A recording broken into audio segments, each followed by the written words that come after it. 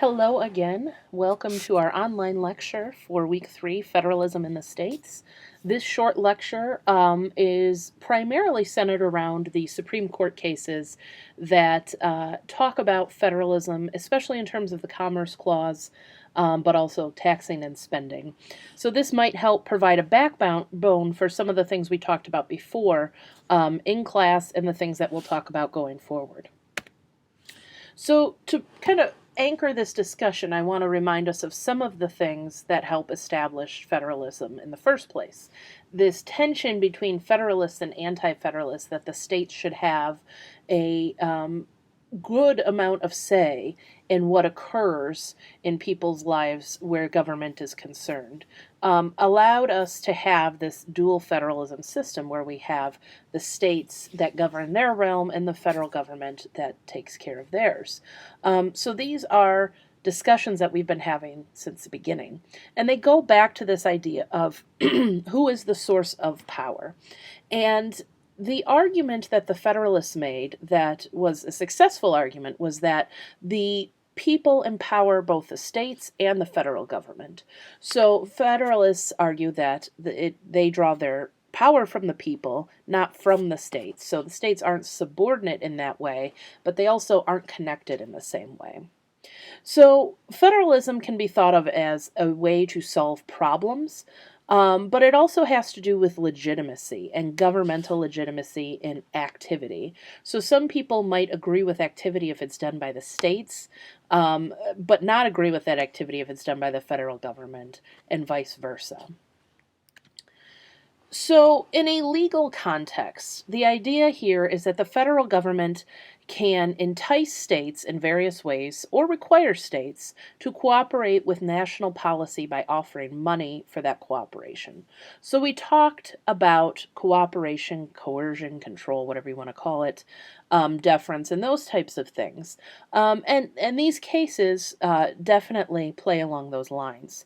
So, the history and use of this power really in modern times starts with the New Deal spending. And much of the New Deal spending was used in a way that required states to do certain things, either by virtue of the Commerce Clause, by saying that it's something that the federal government could regulate, or by virtue of taxing and spending clause, which is the way that the government can offer money. So probably the largest expansion of this is the Wickard versus Filburn case. Filburn was a small farmer in Ohio, and under the Agricultural Adjustment Act, the AAA, was given a wheat acreage allotment of 11.1 acres. And what this meant is under this program, he was able to only grow so much wheat, because otherwise that would influence interstate commerce. So he was given that 11.1 acres under a Department of Agriculture directive, which authorized the government to set production quotas for wheat. And what people don't always remember is that the New Deal also addressed many of the problems, not just with the economy, but the farming system as well, and having too many products on the market at one time and not enough in some areas. So he had 11.1 acres, he harvested 12 acres, so 0.9 acres too much. He claimed that he wanted the extra wheat for use on his farm, including to feed his poultry and livestock, and he was actually penalized for going over that 11.1. So he argued that this excess is unrelated to interstate commerce, and therefore it's unconstitutional for the government to punish him for going over that 11.1 acres.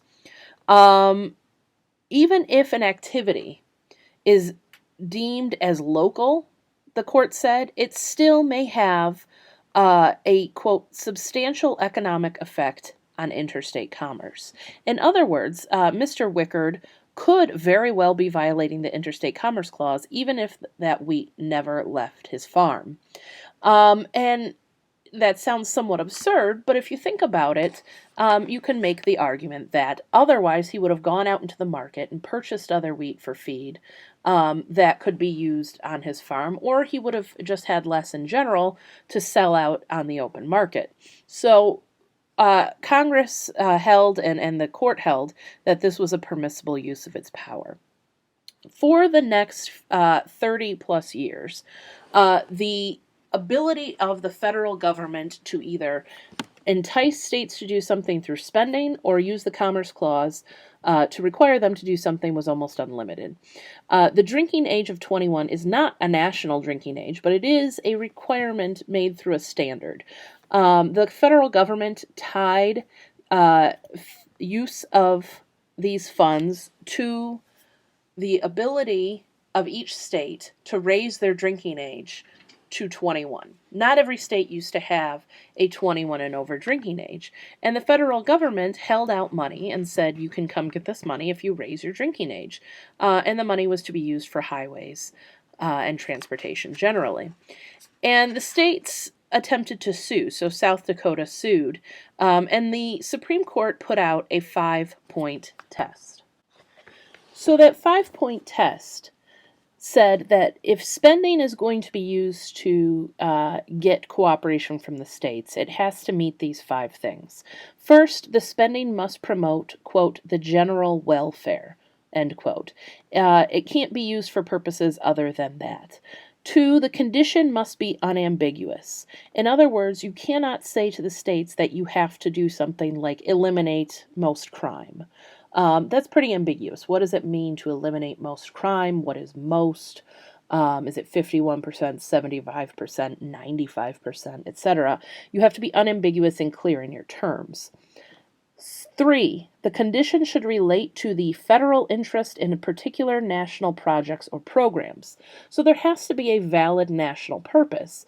And here, because states have different drinking laws, and kids were going across state lines, I know this comes as a shock, to drink and then drive home, there is a national interest in making this happen. And 4, the condition should not be, the condition imposed on the states must not in itself be unconstitutional. In other words, the federal government can't entice the states to lock up everybody with red hair. That's unconstitutional. So they can't tell the states to do something, in other words, to get clean their hands of it. And 5, the condition must not be coercive. And that's where all of these cases tend to go. Is the condition coercive? In other words, is it so threatening to the states that they don't have an actual opportunity to say no? So that's the test we get in South Dakota versus Dole. And it looks like for a while that we're going to have just an absolute growth of commerce and spending power in this type of federalism. And then along comes the U.S. versus Lopez case. And in that case, a 12th grade student carried a concealed weapon into his high school. He was charged not only under Texas law with firearm possession on school premises, but he was also charged with a federal law, which was breaking the Gun-Free School Zones Act of 1990. The act forbade anyone from knowingly possessing a firearm at the place that he knows is a school zone. So he was charged both as in a state law and federal law. And the question on the federal case was whether the act itself was unconstitutional because it exceeded the power of Congress to legislate under the Commerce Clause. And the reason why this came up is because Congress specifically tied the possession of a gun to violent crime and the role of the national government to prevent violent crime in order to preserve fluid interstate commerce. It was kind of a tenuous link.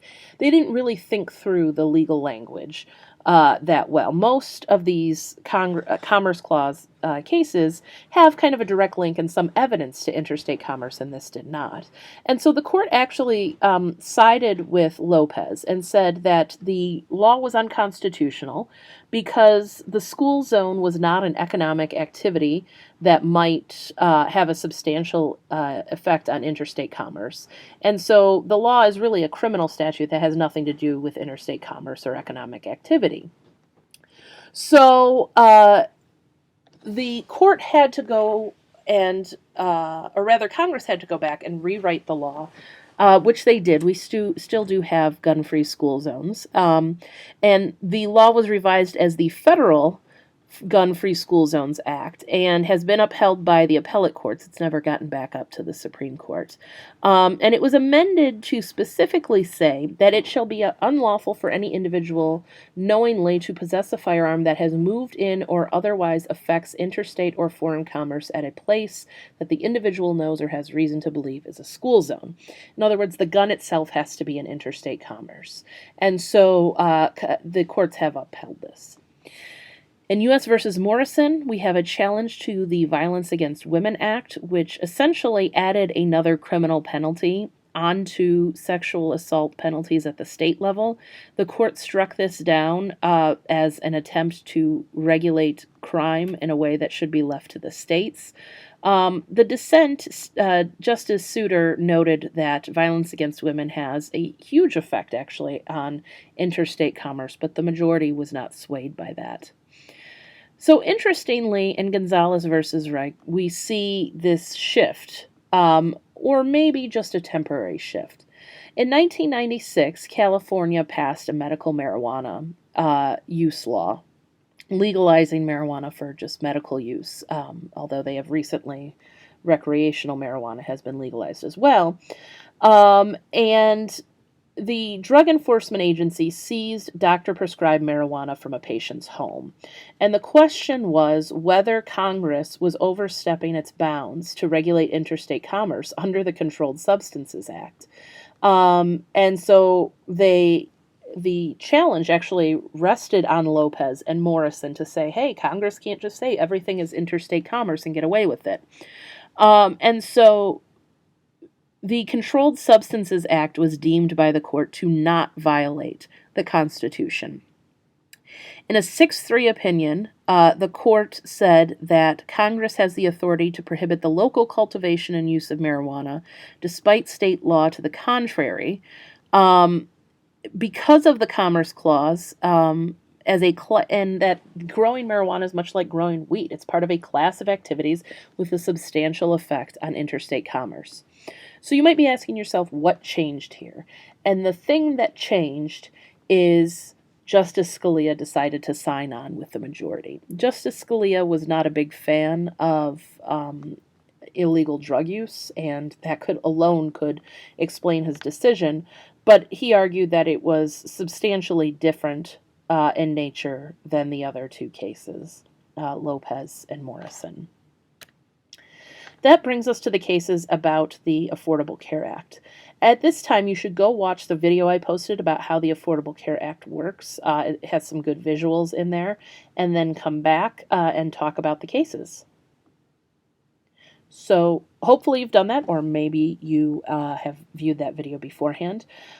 Briefly, two of the cases, there have been 3 Supreme Court cases that have dealt with the Affordable Care Act. The Hobby Lobby case we will not be talking about, as that does not affect the federalism issue. The 2 we'll be talking about include National Federation of Independent Business versus Sebelius from 2012, and King versus Burwell from 2015. And both center on the issue of federalism and the role of the states in the Affordable Care Act. So the first one in the National Federation of Independent Business, that is the big case, because the questions presented in that case hinge on the structure of the Affordable Care Act overall. So the first act asked a certain question about the ability to sever the individual mandate from the Medicaid provisions. So some of this is legalese, if you were to ever read the case, about how you can sue and whether the law can be split and challenged separately, or if you have to challenge the whole thing.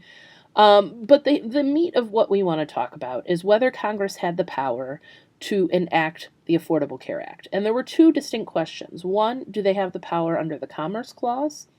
And 2, do they have the power under the Taxing and Spending Clause? And the court said they did not have the power under the Commerce Clause. That under the Commerce Clause, there was not enough justification for the Affordable Care Act to actually mandate people to engage in interstate commerce and force them to buy insurance. But the penalty for not doing so was a valid tax. And therefore, the ability to enforce the individual mandate through the taxing and spending clause was constitutional. And so that's part of the issue. The other part of the issue in this case, which gets a lot less play, is whether the states um, could have all of their Medicaid money taken away if they failed to agree to expand Medicaid, which then covered people that were not previously covered.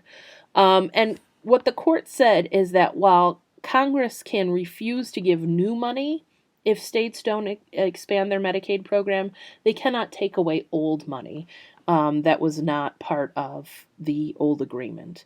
So it generally upheld the individual mandate, but required states to expand in order to get new Medicaid money, but not lose their Medicaid money entirely.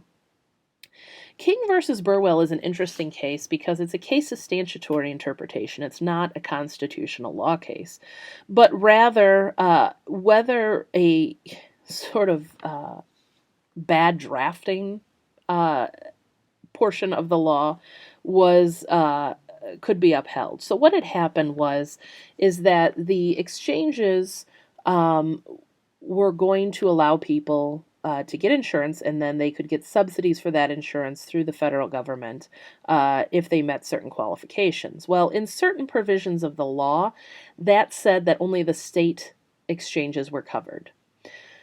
And what that means is if you lived in a state that decided not to set up its own exchange and just go on the federal exchange, like Michigan, that if you read the statute and did not see it as a drafting error, and looked just at the words itself, that only those people who lived in states that created their own exchanges could be able to get these for that.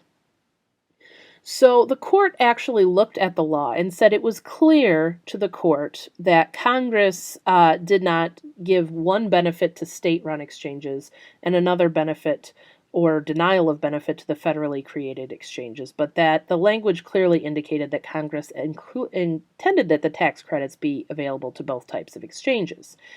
And so you might be asking, well, this isn't an individual mandate issue. Why are we talking about it in terms of the states?